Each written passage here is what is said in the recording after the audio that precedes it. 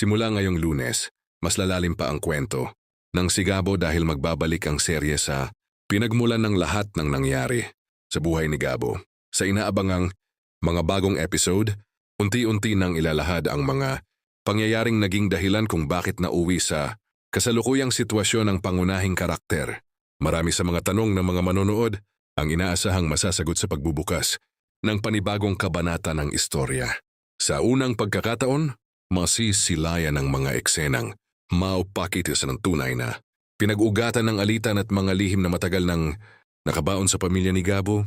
Dito rin unti-unting mabubuo ang kabuuang larawan ng kanilang nakaraan at kung paano ito nakaapekto sa bawat desisyong ginawa ng mga karakter. Mas magiging kapanapanabik din ang serye dahil may mga bagong karakter na ipakikilala.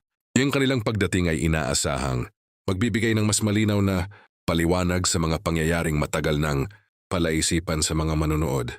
Bukod dito, magkakaroon din ng mga revelasyong maaaring magbago sa pananaw ng publiko sa ilang pangunahing tauhan. Ayon sa teaser, hindi lamang simpleng pagbabalik tanaw ang mapapanood kundi isang emosyonal as puno ng tensyong paglalakbay sa nakaraan. Ipapakita rito ang mga mahahalagang pangyayaring naging dahilan ng pagkakawatak-watak ng pamilya at ang mga desisyong nagbago sa kanilang mga buhay. Dahil dito, inaasahang mas magiging matindi ang bawat eksena sa mga susunod na linggo. Ang pagbubunyag sa pinagmulan ng kwento ay magbibigay ng mas malalim na koneksyon sa bawat karakter at magpapakita ng mga katotohanang matagal nang hinihintay ng mga taga-subaybay.